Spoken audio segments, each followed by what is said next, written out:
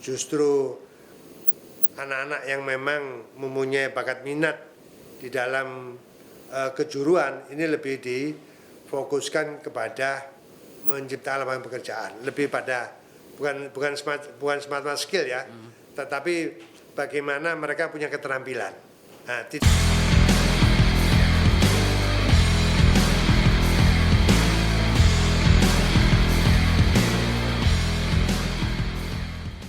Halo, Assalamualaikum warahmatullahi wabarakatuh. Salam Memorandum TV.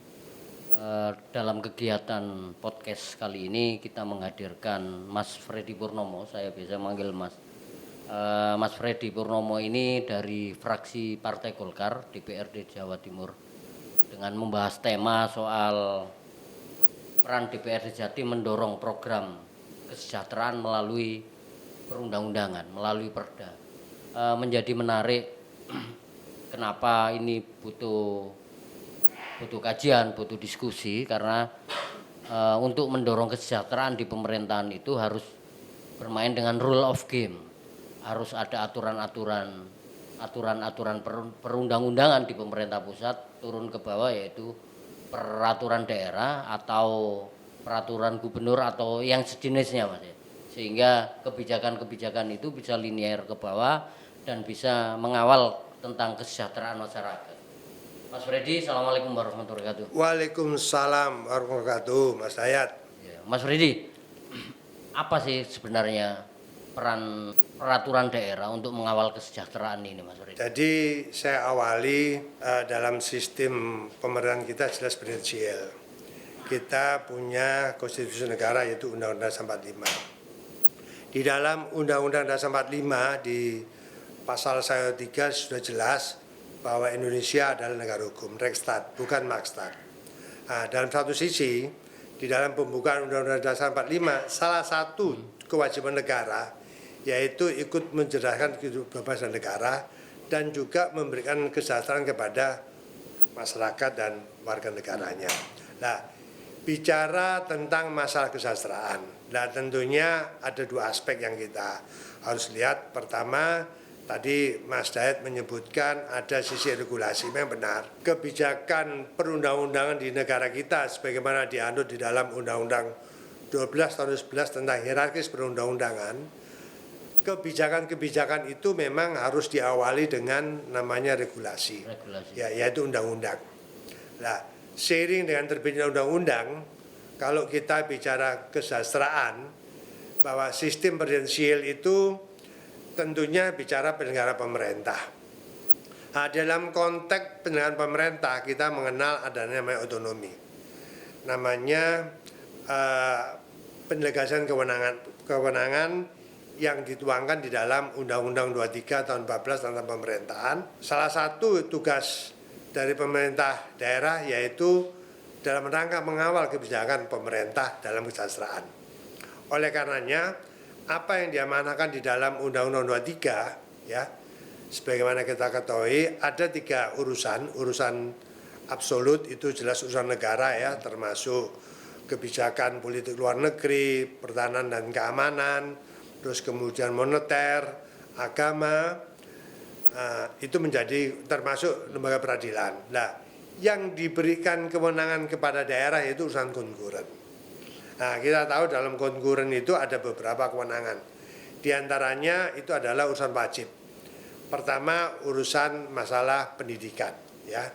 Makanya dalam rangka ikut menjelaskan kehidupan berbangsa negara, negara punya kewajiban. Makanya untuk pendidikan itu sudah dipatok di dalam Undang-Undang Dasar 45, 20% minimal, baik APBD, APBN, APBD provinsi maupun kota, itu dipatok 20%. Alhamdulillah ini Jawa Timur sudah lebih dari 20%. Nah, begitu juga urusan kesehatan, ini sudah dipatok 10%. Nah, samping itu juga kewajiban pemerintah daerah, yaitu urusan lapangan pekerjaan, pangan, dan papan ya.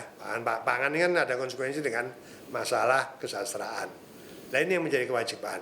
Nah, oleh karenanya di dalam mengawal kebijakan negara sampai dengan urusan konkuren, ini semua berbasis regulasi ya.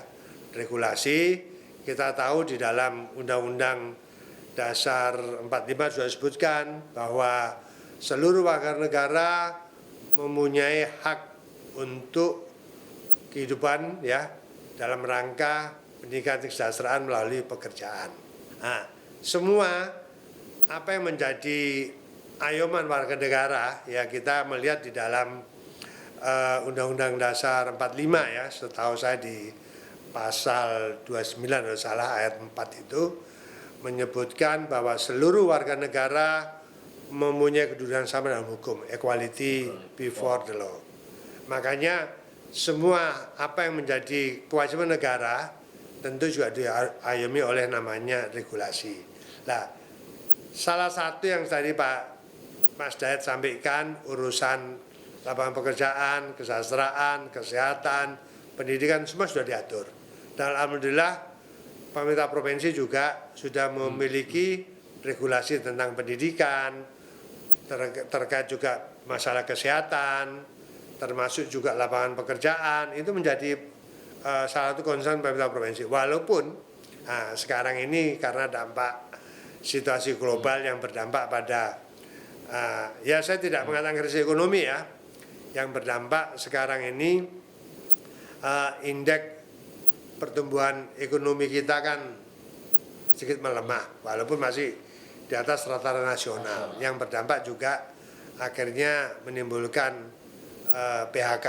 Ini juga satu problem yang harus dipikirkan oleh pemerintah provinsi. Lah, bicara PHK ini juga menjadi hak ya. Bagaimana tenaga kerja ini di PHK ya tentunya hak-hak mereka itu menerima pesangon, tetapi sebisa mungkin jangan sampai terjadi PHK. Nah, makanya harapan pemerintah dan negara, pemerintah pusat, kondisi-kondisi ini jangan sampai menimbulkan putus hubungan kerja.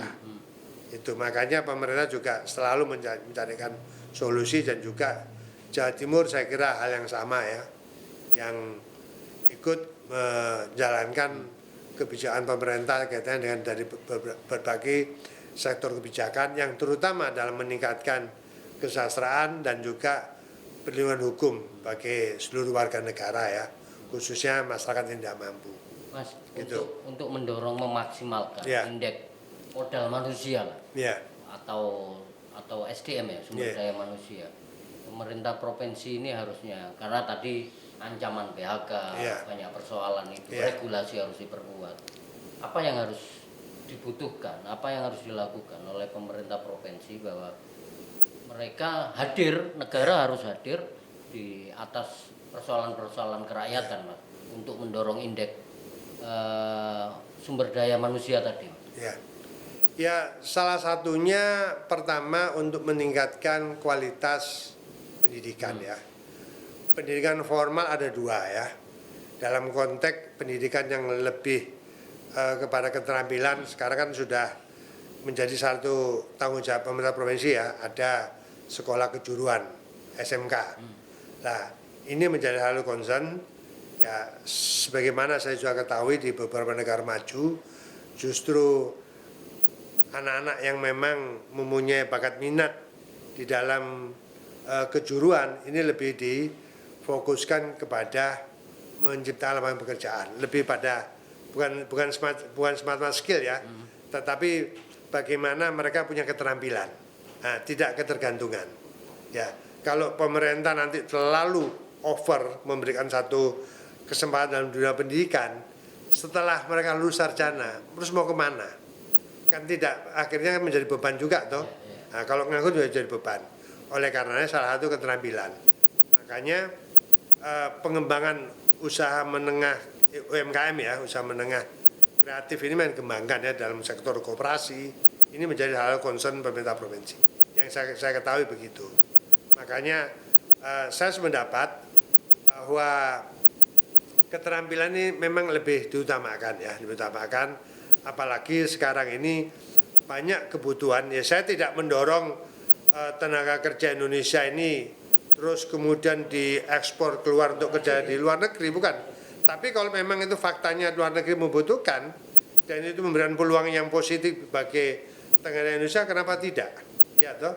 Makanya saya sejalan bahwa di dalam konteks urusan keterampilan terkait juga investasi asing di negara Indonesia khususnya Jawa Timur, ya sebagaimana mungkin negara asing yang berinvestasi di provinsi, ya kalau bisa jangan membawa tenaga kasar. Kalau tenaga ahli oke lah, karena itu terkait dengan masalah kalian tuh. Tetapi kalau tenaga kasar ya sebaik mungkin adalah putra-putra negara atau putra-putra daerah yang mempunyai potensi bidangnya. Ini saya sejak awal saya kaget banyaknya tenaga kerja asing yang sudah memasuki wilayah investasi. Saya kaget ini apa sih aturan ini gitu. Nah ini jujur aja saya juga termasuk yang mengkritik gitu loh. Ini harus beri peluang. Makanya kami pun juga sudah ya kebetulan saya juga punya kerabat dari beberapa sahabat saya sebagai pengusaha dari luar negeri ya. Memang banyak dibutuhkan tenaga terampil. Contohnya Korea. Korea itu masih sangat besar membutuhkan tenaga terampil di negara kita. Nah ini harus disiapkan gitu loh. Dengan standar kualifikasi pekerjaan yang ada di negara Korea. Ini saya terus terang aja. Memang teman-teman Korea ini lagi intens gitu. Contohnya kemarin dalam konteks pekerjaan Selfik ya, pekerjaan di jasa laut ya, dibutuhkan banyak, tetapi Provinsi Jawa Timur tidak bisa mengirim semaksimal mungkin. Kemarin juga sudah ke PPNS ya, Politeknik Perkapalan Negeri Surabaya, saya juga belum monitor sampai sejauh mana untuk follow up untuk mengirim tenaga diploma yang ada di PPNS. Ini peluang sebenarnya. Jadi itu yang harus kita dorong, ya kita dorong itu. Nah, sebisa mungkin juga inovasi. Kita jangan tergantung juga pada investasi asing. Kalau memang anak-anak bangsa mampu untuk berinovasi, mempunyai kreativitas, membuat satu inovasi yang bisa memberikan nilai tambah ya, baik kepada negara bangsa yang bisa dipunyai nilai jual, kenapa tidak kita dorong?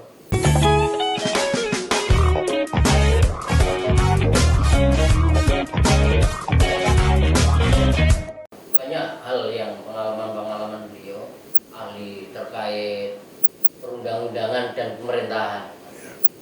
Tadi Mas Freddy menyampaikan bahwa ada beberapa hal yang memang perlu dikawal dan perlu dikritisi, Pak. Seperti persoalan kesejahteraan, ngomong tentang tenaga kerjaan. Regulasi kita sebenarnya sudah siap, cuman enggak persoalan menarik lagi sumber daya manusia kita yang memang kurang siap. Ini ada apa sebenarnya? Apakah tidak berimbang antara produk undang-undang dengan kemampuan sumber daya manusia di Jawa Timur? Jadi gini, ini pendapat saya pribadi ya. Kita ini terbiasa ekosektoral. Jadi sesuatu yang kira-kira seharusnya itu bisa memberikan satu motivasi, edukasi, berinovasi, kadang-kadang menurut diri. Nah, makanya beda dengan beberapa yang saya alami, saya dengan gaul dengan beberapa sahabat-sahabat saya di luar negeri ya. Bukan saya banding-bandingkan, enggak loh ya. Saya ini sebagai warga Indonesia asli loh ya, bukan keturunan. Ya hanya kakek saya aja keturunan Turki. Jadi yang saya lihat rata-rata itu kurang kooperatif. Kalau kita, ya, kalau bicara peluang itu kooperatif, menjemput bola, jangan menunggu, ya toh, jangan menunggu. Itu yang saya nggak suka. Saya ini sejak dulu ya terbiasa, sejak saya mulai muda ya. Saya ini bukan apa-apa juga, memang ya satu motivasi saya jangan pernah berhenti untuk berkarya, berinovasi. Nah, kalau usia-usia saya gini, kalau saya ambil pemio all sailor never die, tidak ada pelaut tua yang akan mati, kan gitu toh, tetap semangat kan gitu. Makanya itu moto saya. Saya bukan dalam artian terus nggak tahu diri, bukan gitu. Dalam konteks regenerasi saya mendukung. Makanya kemarin saya pas diwawancarai oleh media RRI ya, terkait ada wacana penambahan usia ya PNS.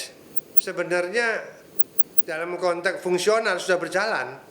Contohnya fungsional itu kalau doktor seperti saya bisa 65, kalau guru besar bisa 70. Tetapi kalau jabatan yang utama ya, yang utama ini kan sampai 60 sudah. Itu sudah benar. Kalau Ahmadiyah 58, yang Pratama 58, yang utama 60 saya bilang. Nah kalau tambah lagi kan kasihan saya bilang. Ya toh, kita bicara namanya reformasi birokrasi. Tetapi dengan usia kita tambah, bukan terus dalam artinya kita merendah. Banyak hal yang harus kita lakukan ya. Spirit ya, tentunya kita mendorong kepada yang muda dan juga untuk mengisi apa yang bisa kita berikan yang positif kepada bangsa negara dan juga kepada masyarakat. Itu saya sudah nggak pernah mikir jabatan. Tetapi apa yang bisa saya lakukan untuk kebaikan yang memberi anak satu nilai tambah ya, kenapa tidak boleh? Itu aja spirit saya hanya itu. Oleh karenanya tadi yang Mas Dayat sampaikan ya itu sudah ya, kebetulan saya memang didikan serjadu ya, saya mulai muda ya, keluarga dan juga saya di mahasiswa itu aktivitas saya sejak dulu manajemen mahasiswa, banyak tantangan, rasa disiplin tinggi yaitu rasa kebersamaan tinggi. Nah tidak lain semua jabatan, semua tugas itu adalah pengabdian. Buat saya gitu, sama sekarang. Saya sekarang masih dosen, ya. Saya tidak ada interest apa-apa. Tetapi apa yang kami pernah alami, ya, terkait dengan disiplin ilmu saya, kenapa tidak bisa saya tepuk tularkan kepada generasi yang lebih muda, ya, toh? Nah, soal saya terima enggak itu mereka. Nah, tapi dalam kondisi perkembangan teknologi yang sekarang berkembang pesat, mungkin saya jauh lebih hebat anak muda. Contohnya kalau orang bilang saya ini gaptek, memang iya, ya toh, gagap teknologi atau apalah. Tapi karena anak muda saya lebih hebat, gitu. Nah itu prinsip. Makanya untuk urusan karena bidang saya ini bidang pemerintahan dan hukum, ya makanya satu hal yang saya tekankan, bagaimana di dalam konteks kita bernegara bermasyarakat, satu yang kita jaga adalah kepastian hukum. Yang kedua, jangan sekali-sekali mempermainkan hukum yaitu untuk kepentingan sesaat. Yaitu negara kita hukum, semua dalam kehidupan kita sebagai hidup bermasyarakat, bernegara, apapun kita sudah diatur oleh regulasi. Itu prinsip saya gitu. Nah, dan bagi kita yang menjabat, jangan sekali-sekali gila namanya kekuasaan. Ya, penting ya. Penting karena negara kita hukum bukan negara kekuasaan. Itu prinsip buat kami. Jabatan adalah amanah. Makanya selama kita menyandang jabatan itu adalah amanah dan juga Allah yang mengontrol gitu. Pekerjaan berat salah satunya adalah mengawal kualitas daya manusia tadi. Iya. Sementara regulasi yang dibentuk sebenarnya sudah siap. Iya. Cuman ini bentuk mengawal regulasi supaya kualitas yang diinginkan sesuai dengan harapan. Kehadiran negara posisinya seperti apa untuk kepentingan kesejahteraan itu? Jadi gini ya, kalau saya lihat dari sisi SDM, anak-anak generasi sekarang, generasi Z ya, generasi milenial, itu jauh lebih hebat di era saya dulu. Jauh lebih hebat. Lebih hebat. Saya harus jujur saya katakan. Saya tidak banding-banding. Saya memang perkembangan yang pesat ya. Nah, kalau negara tidak hadir mengakomodir kemampuan mereka, ini juga menimbulkan dampak yang sangat buruk ya. Nah, oleh karenanya satu yang harus kita tekankan adalah niat negara dalam hal untuk meningkatkan kesejahteraan. Itu prinsip. Kedua, ikut mengawal ya.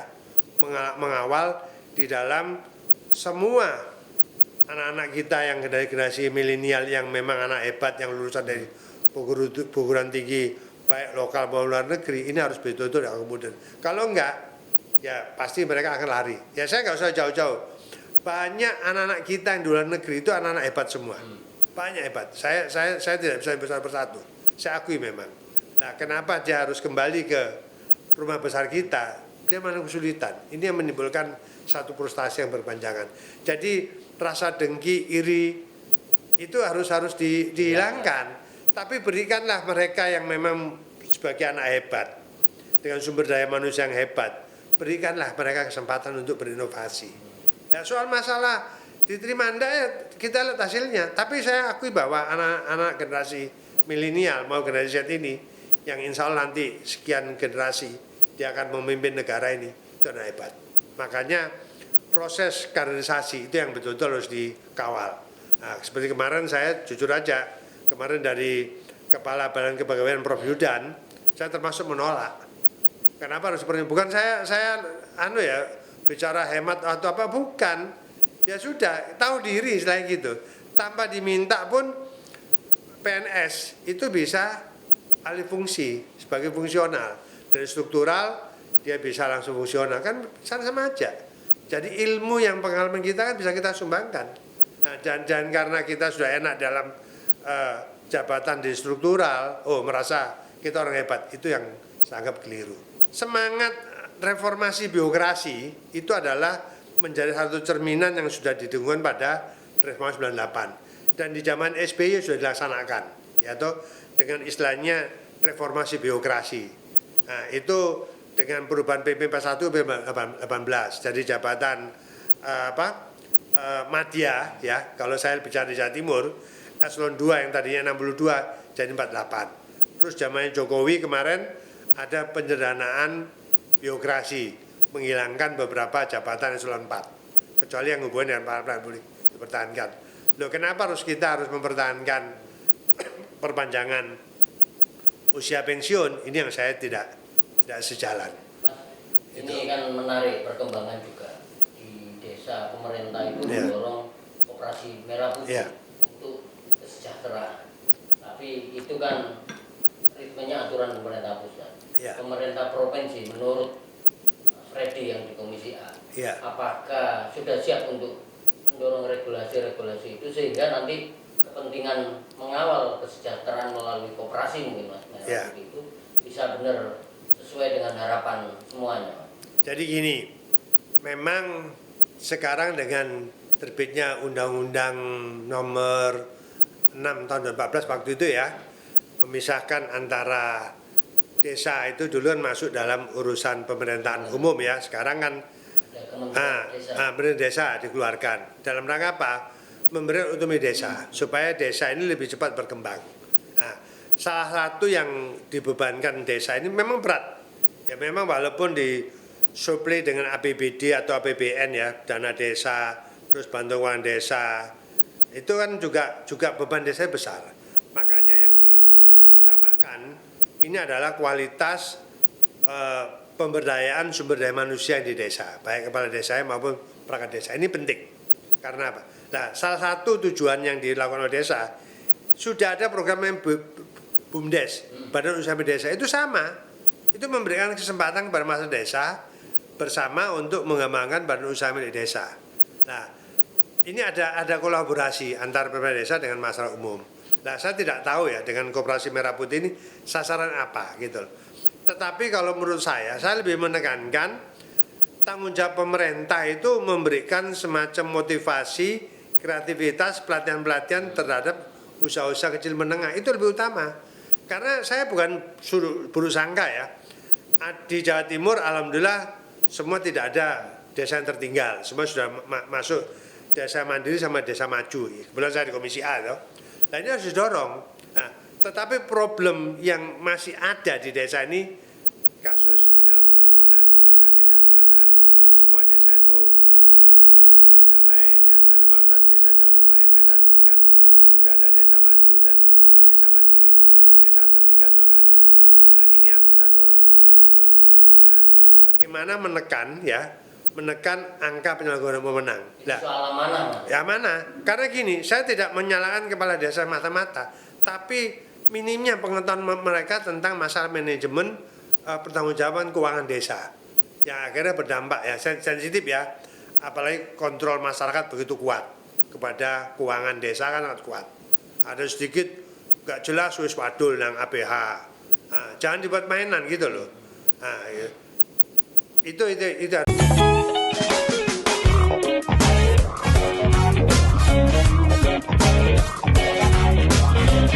Pemirsa, kita melanjutkan diskusi dengan Mas Freddy.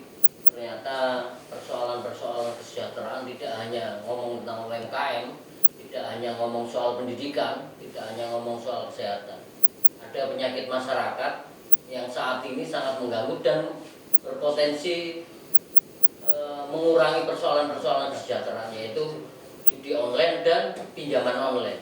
Mas Freddy, saya mendengar ini menjadi salah satu usulan di Komisi A untuk mendorong perda, meskipun penindakan itu ada di regulasi di kepolisian atau kewenangan dari undang-undang pemerintahan negara.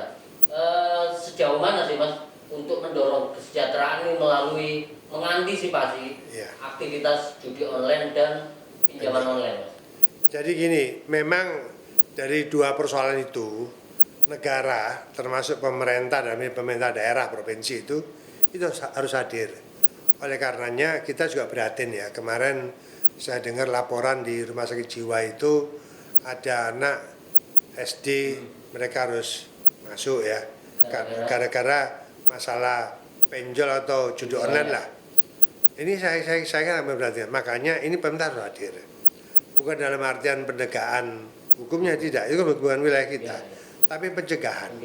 Nah ini sebenarnya pencegahan itu sudah bisa disampaikan sejak usia dini dalam kurikulum sekolah. Paling enggak apa sulitnya sih guru menyampaikan, ada pendidikan PKK, ada pendidikan budi pekerti, bisa menyampaikan. Nah tapi yang lebih penting lagi sebenarnya hadirnya negara, pemerintah untuk menertibkan ya toh tentang situs-situs judi online sama penjol. Itu yang ya. Jadi saya lihat sekarang ini kok nampaknya kok pemerintah kok ada bias ya, kok membiarkan. Saya nggak tahu ya, apakah karena kebebasan dalam konteks media elektronik begitu los ya toh, sampai peran negara pemerintah kan nggak hadir. Sebenarnya urusan judi memang sudah sesuatu yang dilarang oleh negara, sudah jelas dilarang. Tetapi itu masih ada. Berarti pemerintah gagal, ya, dan ini gagal. Termasuk saya, anggota DPR gagal. Makanya ini tidak boleh harus kita istilahnya berdiam diri, ya, harus hadir. Makanya di Komisi A ini ada inisiasi memang akan menerima regulasi tentang pencegahan dan penanggulangan judi online sama pinjaman online. Buktinya tidak usah jauh-jauh sekarang. Kalau kita bicara rentenir, terang-terangan sekarang, begitu koperasi, tapi ujung-ujungnya cuma pinjam dengan jaminan BPKB misalkan, atau itu kan sudah tidak boleh. Iya, kalau bicara pinjam-meminjam dari segi, Anda kan berlaku hukum perbankan, kan begitu tuh. Kenapa terjadi? Ini saya anggap pemerintah gagal. Sekali lagi termasuk saya sebagai pemerintah. Makanya kegagalan itu bukan terus kita berdiam diri, tidak. Dan sampai timbul korban semakin besar lagi. Nah ini ya yang dikatakan tadi Mas Dayat, teman-teman Komisi A sudah mulai menginisiasi.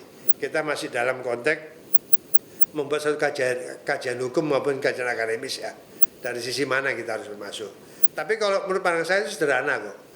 Ini secara nggak langsung ya, pemerintah sudah mulai instruksi bahwa judi dan pinjaman online itu sesuatu yang memang bertentangan dengan regulasi negara. Stop. Nah, untuk menekan supaya mereka nggak terjebak, terutama terhadap anak-anak yang masih menekuni dunia pendidikan, ini bisa dimasukkan dalam pembelajaran di tingkat sekolah, baik SD, SMP, SMA, termasuk perguruan tinggi. Kan intinya gitu.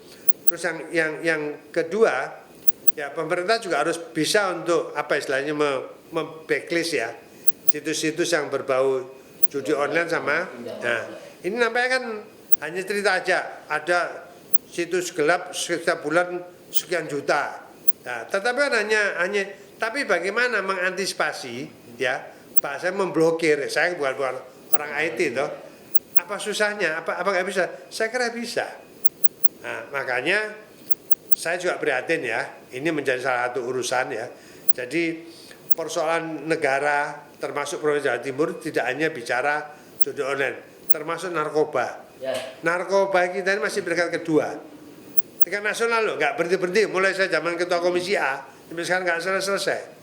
Nah ini juga problem. Saya tidak bisa istilahnya menyalahkan aparat penegak hukum, Polri, tidak bisa. Tapi tanggung jawab kita bersama. Polri, BNN adalah dalam hal penindakan. Nah kita juga membantu mereka untuk pencegahan, termasuk judi online. Makanya kami sudah ada kesepakatan nanti akan kolaborasi ya terutama melibatkan tokoh-tokoh masyarakat. Kami istilahnya sudah punya program 3 pilar ya, di tingkat desa ya, Babin Kaptinas, Babinsa, dan Kepala Desa. Jadi beban lagi kepala desa itu, makanya saya sampaikan informasi-informasi negatif ini harus terus dikumandangkan, ya bukan dalam apa untuk pencegahan. Itu yang saya termasuk leaflet, terus peran media juga saya kira juga harus juga membantu bagaimana kekejaman di dalam masalah judi online sama pinjol termasuk narkoba. Ini itu aja yang kami harapkan ya. Itu yang kami. Nah, semua itu berdampak sampai kenapa aja kepepet? Ya mohon maaf lagi ya mungkin karena peluang-peluang kesejahteraan mereka juga terganggu. Akhirnya main spekulasi. Ya kita tahu lah bicara judi sama pinjol ini kan orang yang bahasanya kan kepepet masalah ekonominya. Nah ini harus istilahnya intensitas untuk mengantisipasi jangan pernah berhenti gitu loh. Selain ngomong tentang undang-undangan, tentang peraturan daerah yang menyampaikan bahwa persoalan kesejahteraan itu bukan hanya pendidikan, bukan hanya kesehatan, ya. bukan hanya pekerjaan, tapi kan banyak hal. Terkesan saya melihatnya, ya. terkesan setiap kebijakan selalu tertinggal dengan kemajuan zaman atau perubahan-perubahan. Ya. Nah, untuk melakukan dan mengawasi lebih ketat, solusinya harus seperti apa ini, Mas? Mungkin ini salah satu hal yang didorong supaya semua masyarakat, semua stakeholder yang terlibat semakin menyadari bahwa ada persoalan besar yang harus dihadapi di era setelah reformasi ini. Saya melihat tadi saya sampaikan ya, tidak semuanya ya, tapi masih ada beberapa penyelenggara negara maupun pemerintah ini masih lebih menembakkan ekosektoral. Ya, kadang-kadang dia tidak pernah mendengar, menerima saran-saran ya. Terus yang kedua kooperatif, tidak kooperatif ya. Karena bicara pengembangan global ini kan inovasi, apalagi Indonesia ini kan sudah tantangan bebas. Makanya mendorong, memotivasi anak-anak kita, anak-anak milenial sama generasi Z ini ya harus menjadi tanggung jawab moral yang harus kita dengar. Sudahlah, nggak usah mikir interest kepentingan pribadi, tetapi pikirkan masa depan mereka. Ini supaya tidak menjadi beban negara yang berat. Itu yang saya katakan konsistensi yang harus dijaga. Ya, konsistensi, sekali konsistensi. Nah, bicara jabatan ini bukan bicara ekosektoral. Nah, kita ini kan masih bicara ekosektoral toh. Nah, terus yang kedua ya mohon maaf, dari semua kebijakan keuangan negara maupun keuangan pemerintah, baik tingkat pusat maupun daerah, ini kan masih besar namanya kebocoran-kebocoran. Nah, kalau itu masih terjadi, ya sudah omong kosong lah kita menuju negara maju. Intinya gitu. Makanya komitmen konsistensi yang harus kita jaga. Yang penting lagi itu memberikan dorongan kepada generasi muda, pelaku-pelaku usaha. Indonesia ini orang hebat, banyak orang hebat. Satu contoh gini, kita ini mewarisi budaya masa lalu ya, mulai zaman kerajaan ya. Kita lihat kehebatan kerajaan-kerajaan zamannya Mojopahit, Sriwijaya, Kutai, terus peninggalan Borobudur kan orang hebat semua tuh. Rusaknya kan setelah kehadiran kolonial ya. Kolonial masuk karena akhirnya ada namanya konsep dividen amarah, mengadu domba. Nah itu sudah antisipasi gitu loh. Ini sudah jelas, makanya di zaman pemerintahan Soekarno begitu dia mengumumkan kemerdekaan, sehari kemudian muncul konstitusi negara, sistem pemerintahan kita berhasil karena dia tidak ingin terjadi raja-raja kecil yang lebih menginginkan oligarki atau kelompok-kelompok semata. Nah, harapannya adalah kemajuan itu ke depan. Nah, itu harus dimaknai. Tapi apa yang terjadi sekarang? Nah, nepotisme masih dominan. Iya, ini harus disadari gitu loh. Loh, nepotisme itu boleh kalau mereka berkualitas. Kalau saya nggak berkualitas, beban menjadi berat loh sekarang. Itu yang jadi kalau ada sekelompok masyarakat itu marah karena sudah keterlaluan. Makanya saya sampaikan Indonesia ini hebat. banyak orang pinter. Saya kadang-kadang juga kasihan untuk mereka itu. Nah, ini butuh komitmen yang tinggi pada. Nah, kami berharap di eranya Pak Prabowo dengan latar belakangnya disiplin militer dan juga keluarga pegawai ekonomi, mudah-mudahan perusahaan-perusahaan bisa selesai di era Pak Prabowo. Nah, saya juga tahu beliau itu bukan orang yang semata-mata ego sektoral ya, tapi dia lebih banyak mementingkan masalah publik, terutama pada generasi muda gitu. Demikian pemirsa, ternyata negara ini bukan warisan nenek moyang. Diskusi dengan Mas Freddy, bukan warisan nenek moyang, tetapi warisan generasi penerus yang memang harus kita jaga supaya keberlangsungan NKRI ini bisa sesuai dengan cita-cita dan amanah Undang-Undang 1945. Demikian pemirsa, makasih dari saya, host Rahmat Hidayat, Memorandum TV menyampaikan wabil taufiq wal hidayah. Assalamualaikum warahmatullahi wabarakatuh.